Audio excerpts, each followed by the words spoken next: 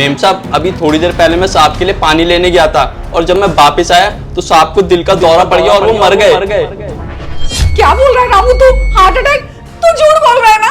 नहीं मेम साहब, मैं आपसे झूठ क्यों बोलूंगा। और साहब तो मेरे बड़े भाई जैसे थे और आपने मुझसे पूछा था ना कि मैं साहब की बॉडी पे बर्फ क्यों डाल रहा था। मैं बर्फ इसलिए डाल रहा था ताकि साहब की बॉडी में से बदबू ना आए। रामू तू एक काम कर, तू घर जा, इनको मैं देख लूंगी।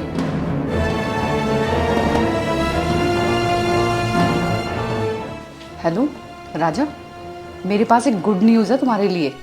हम संतोष को कब से ना अपने रास्ते से हटाना चाह रहे थे और वो खुद ब खुद ही हट गया। हार्ट अटैक से मर गया मेरा लाचार पति। अब तुम जल्दी से जल्दी ना घर आ जाओ। क्या हुआ, मर गया ये? हाँ मर गया। चल सही है, हम तो प्लान बना ही रहे थे इसे मारने का और देख हमारे प्लान से पहले मर गया ये। और अच्छा है ना, हम पे तो मर्डर केस भी नहीं आएगा। सोनिया एक बात बता मुझे, इसकी लाश को तुम रात में ठिकाने लगा पाएंगे, दिन में कहीं नहीं लेके जा सकते? घर में ऐसी कोई जगह है जहाँ पे इसे रख सके? हाँ हाँ है ना जगह, ऊपर वाले बेडरूम में लेके चलते हैं। इसकी लाश को वहीं ठिकाने लगाएंगे। उसके बाद ना मैं वकील को कॉल कर दूंगी कि ये मर गया है और इसकी सारी प्रॉपर्टी मेरे नाम हो जाएगी और हम दोनों मिलके ना ऐश करेंगे। चल चल इसकी लाश को ठिकाने लगाते हैं।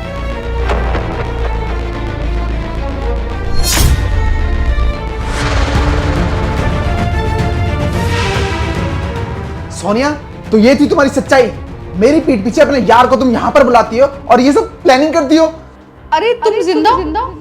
हाँ मैं जिंदा हूँ और ये सब तो मैंने सिर्फ नाटक किया था तुम्हारी सच्चाई सामने लाने का। ये क्या बोल रहे हो तुम? हमें तो पता था तुम जिंदा हो, हम तो सिर्फ मजाक कर रहे थे, है ना राजा? हाँ और भाई हमने कुछ नहीं किया और आपके नौकर ने हमें बताया था कि आप मर गए हो और जल्दी जल्दी में इन्होंने मुझे कॉल किया। मैं यहाँ पे पड़ोस में ही रहता हूँ, ये मेरी वाइफ की फ्रेंड है और मैं जल्दी जल्दी में आया आपको एम्बुलेंस में ले जाके हॉस्पिटल में चेक करा सके और आप हमें ही कसूरवार ठहरा रहे हो। तू ये झूठी कहानियां बनाना बंद कर। और जैसे तुझे नौकर ने बताया ना कि मैं मर गया हूँ, वैसे ही नौकर ने मुझे बताया कि मेरे जाने के बाद मेरी बीवी तुझे बुलाकर मेरे ही घर में मेरे ही इस बेड पे गुलछर्रे उड़ाती है।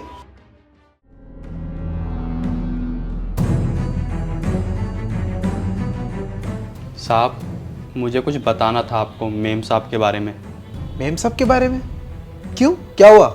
साहब, जब आप काम के लिए बिजनेस ट्रिप पर जाते हो ना तो मेम साहब घर में किसी को लेकर आती है और मुझसे बोलती है कि मैं इसके साथ काम करती हूँ और उसके बाद कमरे में से अजीब अजीब सी आवाज़ें आती हैं। पहले तो मैं आपको बताना नहीं चाह रहा था मगर अब ये बहुत ज़्यादा होने लगा है, इसलिए मैं आपको बता रहा हूँ।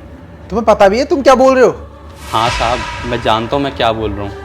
मैं आपकी बहुत इज्जत करता हूँ क्योंकि आपने मुझे काम पर लगाया है। साहब, आप मेरे लिए बिना बोले इतना कुछ कर देते हो। अब आपके साथ बुरा हो रहा है तो मुझसे देखा नहीं जा रहा है। तेरा दिमाग तो ठीक है, ये फालतू का मजाक ना मेरे साथ मत कर, जा अपना काम कर जाके। नहीं साहब, कसम से मैं झूठ नहीं बोल रहा हूँ।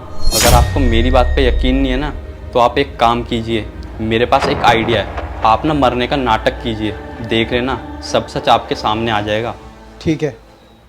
संतोष मुझे माफ कर दो, मुझसे बहुत बड़ी गलती हो गई है। आज के बाद मैं ऐसी गलती दोबारा नहीं करूंगी।